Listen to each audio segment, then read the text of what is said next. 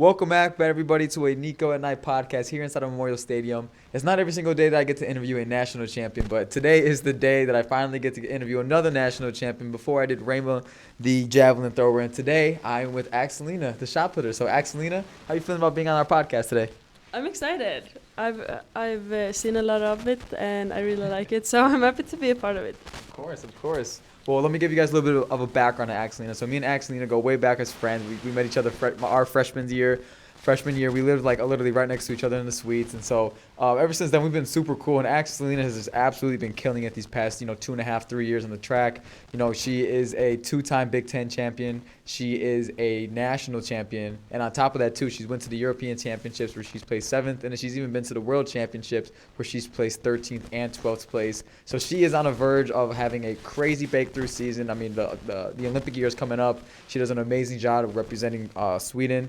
So AXELINA, go ahead and tell the people, why did you choose the University of Nebraska-Lincoln? Why did you come all the way from across the world to this university? I think it's just because of Justin Sinclair, the coach I have right now. I actually signed with North Dakota State University from the beginning. Really? Yeah, just because I basically just chose university out of like which coach I like the most, but also of like if they had like the degree I wanted to do. Right. And what degree was that? Graphic design. Yes. So yeah, I first signed with North Dakota State University, and then like in May, Justin called me and was like, "Hey, do you want to go to Nebraska?" And I was like, "Yeah, sure." So yeah, I just had to redo all the paperwork and come over here, and it's a much better school than NDSU, so I'm really happy that he chose to come here and that I could come with him. Yeah, Coach St. Clair is a great coach, and for the viewers out there who don't really know, last year, Coach Gary Pepin was still a part of the track and field team. He was running the whole entire program, and then it was not until last year where he ended up retiring. And Coach St. Clair has been here since our freshman year as an assistant coach, but it wasn't up until last year where he became the head coach. And obviously that's been AXELINA's breakout year where she won nationals. She's been to a bunch of these big competitions where she became one of the most feared athletes in the entire. I'm so serious, in the entire NCAA when it comes to shot put. And so AXELINA, I got to ask, what do you think has helped you in your training? What do you think has gotten you these school records? And it seems as though you've only been improving more and more and more. And I think what's your all-time collegiate mark? I think you're literally within the top 3 or top 2, right? Yeah, I threw 1954 this summer, which I think is the second best mark by all times outdoors. So yeah, but last year, like you said, I had a breakthrough year. It was my second year here at Nebraska, and I think I did so well just because I had a pretty good build up the fall of 2022. I didn't have many breaks. I could train very good, and I also was closer to Justin. We got along very well, and just get to know him and the way he's coaching, and just also that I'm more comfortable here. I have my friends, and I don't have to stress about anything. It's just my normal life now. Right. Yeah, so I think that's why. No, very smooth. Yeah, I mean, I feel the same exact way too. And when you came here as a freshman, everything seemed so weird and so different. And then as you got more and more comfortable, it seems like you can already tell the future. You know what to eat. You know how to train. You have a better relationship with your coaches. So yeah, Coach St. Clair. I mean, he's done an amazing job with you, but not only you, with all the throwers. I mean, I'm pretty sure week after week we're always ranked within the top 1 or 2 in the nation, just as a group, men and women. And so you guys are held to a very high standard, and this is a throws university in my opinion. I mean, in the outdoor championships for the men at least, there was like 50 or 60, maybe even 80 points in the field events. I mean, they absolutely killed it, and obviously you killed it outside as well. And so something else I would like to get into about is, what is your hardest, triumph, or what is the most difficult part about your day, your day to day? I mean, as I mentioned before, you're a national champion. You've accomplished so many things here. So for you, what's the hardest part about your day to day? Is it, being sore after workouts? Is it going to classes? Is it just, stressing about life? What's probably the hardest thing for you to, in here in college?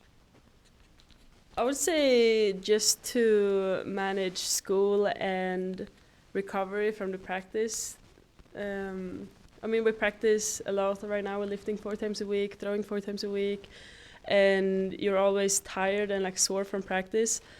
So when you come home, you're not very excited to studying, but you have to. So I would say that's the hardest part. Yeah.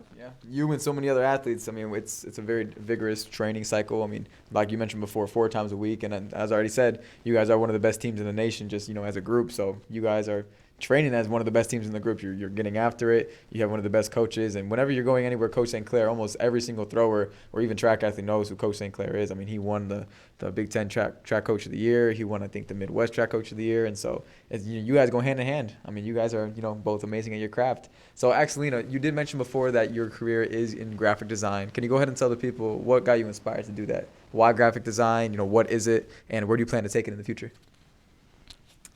So I'm very creative as a person, and I'm not really good at math and like reading and stuff like that. So I just thought like drawing and creating stuff was a better fit for me. So that's basically why I did it. And I also have a friend back home that does it, and it just inspired me to try it, and I really like it. So I'm happy that I chose it.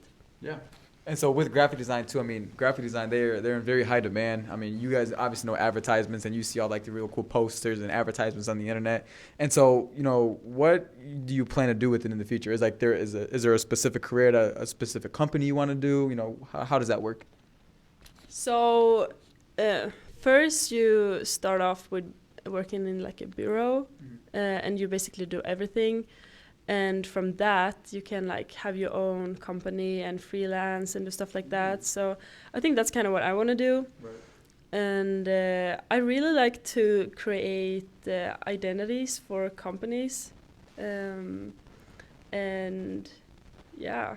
No, that's super dope. Yeah. Fun fact, actually, I remember reading up about this, and when Nike was created back in like the 70s or whenever that was, it was like a college student that ended up making it for Nike, and Nike was like nobody at the time. So she made this logo for like probably like $200 or $300, and so she makes this logo, and then it ends up blowing up like 5 or 10 years down the road, and then Nike ended up giving her like I think like 5% shares of the company, which is worth like over like $200 to $100 million just for creating the logo. So maybe that's in your future. Maybe you can create the next type of Nike. Yeah, maybe. That would be cool.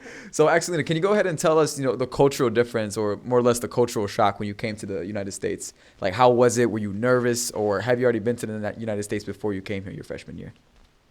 Yeah, the culture shock was very, very big. Back home in Sweden, where I'm from, the people is very like introverted and just more to themselves. Don't really talk to strangers and stuff like that. So when I got here, I just noticed like the first day I got here, I wore a skirt, and then just a random lady comes up to me and was like, "Hey, I like your skirt." And I was like, "Oh, thanks." I don't know. It's super friendly and nice, but I was just not used to it. Right. So just stuff like that, and like people is talking to each other in the elevators and like on the bus and stuff like that. That does not happen at home. And also Swedish is my native language, so just getting used to the English language was very, very hard. I've listened to like a lot of English YouTube videos before I got here, so like I was pretty good to understand what everyone was saying, but it was just hard to speak it because I haven't practiced that much. And also it was a little bit hard with like everyone have different accents. Right. So like people from the south, like I have still hard to understand what they're saying. But it's getting better. Yeah. Yeah, no doubt. I remember a super funny memory. I don't know what just made me thought about this, but I remember Mikael, your roommate from freshman year, she posted a video of you on Snapchat on a private story, and then you were like so confused. You were like, "Why is the toilet flushing itself?" Do you guys not have that down in Switzerland? Like, do the toilets not do that? Yes. No. So you have to flush it by yourself, basically, and like, or if we have automatically flushing, it's kind of like higher up, so you have to like get off the toilet for it to flush. Right. While here, if you just lean forward, it's flushing, and I was like, what is going on? What about the food portion sizes? they're also way smaller. Really? Like back home, I was never going to restaurants to eat because I never got full. Uh-huh. But here they are huge, so I actually enjoy going out and eat on Right. restaurants. Yeah. That's insane. Yeah, I didn't even consider that. So you did mention before that it was hard for you to learn the language. I think before the podcast you mentioned that you did start learning around the age of 7, and you said that the people from the South are harder to understand. What do you think has helped you the absolute most, just besides the YouTube videos? Was it communicating with people? Was it did you have to sit down and like write out a bunch of English words? I mean, what's the hardest part between your language and then the English language?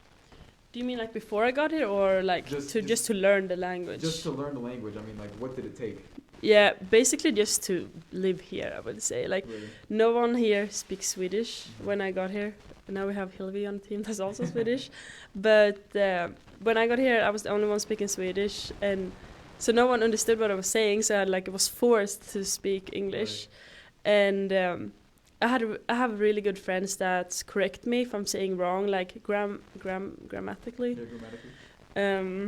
and stuff like that. So yeah, I would just say just living in an environment where you hear English all the time, you speak all the time, and yeah. You're fully immersing yourself in the language. Yeah, for sure. For yeah. sure. So AXELINA, you're killing this podcast, by the way. I know you were nervous to do this, but you're absolutely killing this. So something I really want to get into. So obviously, I mentioned before you were a Big Ten champion and you're also a national champion. Like, how does that feel coming from a different country and just absolutely just killing the field? What does it feel like to be a national champion? I mean, what do you think it took? Oh no, it's cool. I don't know, like. I think maybe I not really like fully understand like how huge it is, because I'm like, yeah, it's cool, like I don't really think that much about it. Right. But yeah, the competition here is like so good. Like it's so many girls that's throwing so far, and you have really to perform on your best to become a national champ, and I'm just really happy that I managed to do that day. So yeah, I'm just proud of myself and think it's cool. That's amazing. Yeah, you're a very humble athlete, I just got to say. I mean, coming from a different country, like just meeting you, different people have different cultural differences. But even from when I first met you too, you've always been a really nice person, a real personable person. You did say that you were an introvert, but then I feel like when I first met you, like you were super friendly. It was super easy to talk to. It's never been like, I'm nervous to talk to AXELINA. Like a bunch of people come up to me and they're like, oh my gosh, AXELINA, like she's an absolute dog. And I was like, oh, AXELINA, like me and her, I was just eating with her the other day at training table. Like she's super cool. So this last kind of part of this podcast I want to get into is your future plans and future goals. So I'm gonna put out like a little like hypothetical situation. If you got offered a pro contract today, like a really good pro contract that pays you financially from here on out, would you take that contract or would you wait to pursue and finish your degree here in college? No, I would wait. You would wait? Why? Yeah, because I get a degree, and I don't really need the money right now because I have a full scholarship. I get everything paid for, so I'm very happy with my situation, and I can still have like sponsorship. Like I'm about to sign with a Swedish clothing brand right now. Really? And I have some other things going on, so I still can get money. Like, but I just have to promote the stuff when I'm back home. I just can't do anything while I'm here in the States. Oh, because of NIL, right? Yeah, because NIL. But no, I would continue my degree. Yeah. Very smart, very smart. And so as far as your goals, would you feel comfortable with sharing your kind of long-term goals with the sport and track and field? Yeah. Let's talk about it. I mean, I want to throw 21 meters when I'm done. Like I want to, yeah, that would be really cool. And I think I can do it because I still have a lot of things to develop, both technically but specific like strength. Like I'm not very strong compared to other girls that's throwing the shot put. So I can definitely improve that. And yeah, I don't know, next year it's the Olympic year. I want to do well there, and we also have an European Championship. I want to take a medal, I can say that. I want to take a medal at the European Championship. Of course. So yeah, that's kind of what's coming up now. I don't really think about like further in the future. and take it year after year, you know. But yeah, I would say that's my goals. Very well put together goals. And so as far as, when it comes to planning and, all the success you had, a superstitious is where you wear like a certain pair of socks in the day of your competition, or you eat something very specific before you listen to your favorite song. Do you have any superstitions before you throw? I'm trying to not get stuff like that, Right. because a coach just told me once that, like, imagine if you're going to another country and they don't have that energy drink that you always drink, or they don't have that type of food, you know, then you're going to be like, oh no, I haven't eaten that, I can't perform, you know. So I'm trying to, not have anything like that I I'm just trying to have things that I can't control. Like, I like to listen to music when I warm up, that hypes me up, and also like to do my makeup in the morning, and hype me up to music, you know, stuff like that. Just basic stuff, basically. Yeah, makes sense. That is a very good point because, as you're traveling so much all throughout the world, if you do forget, those favorite pair of socks, or as you mentioned before, the energy drink, what happens? You get in your head, you start overthinking it. So yeah, that's a very good point. And so something I kind of want to close this podcast out with is, if you had any advice for, any girls watching this who want to be in the same position you are, what would you tell them when it comes to training, when it comes to setting goals, when it comes to just being where you are today? What advice would you have for somebody out there? This is maybe like a mainstream answer, but like, work hard. If you are in a training group where you're the best, like, you kind of have to push yourself, and always try to challenge yourself, because you can achieve much more than what you think you can.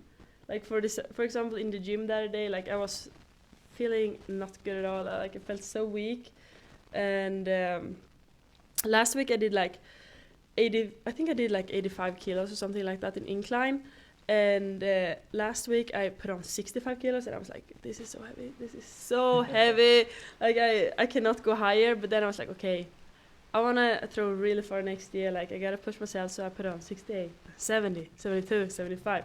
And I managed to take 75. So I took like 10 kilos more, like 20 pounds more than what I thought I would have done. So you kind of have to push yourself the whole time and enjoy what you're doing. And it's really important that you think it's fun what you're doing, because you're going to do it for a long time. And also, don't listen to what everyone else says. Just do your own thing. If you believe you can do something, then you can do it.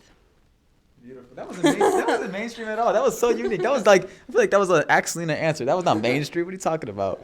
But AXELINA, thank you so much for doing this podcast. You've absolutely killed it. And like I said, for any girls out there who want to become a track and field athlete, like a thrower like AXELINA, listen to her, follow what she does, watch her videos. You can watch them anywhere. Look up national champion AXELINA. You'll be able to find on YouTube the way she throws and everything like that. And so if you want to be the best, you got to mimic the best. That's what the people say. So AXELINA, thanks again for doing this podcast. This is the Niko and I podcast, everybody. Thank you so much for watching. We're out of here. Bye.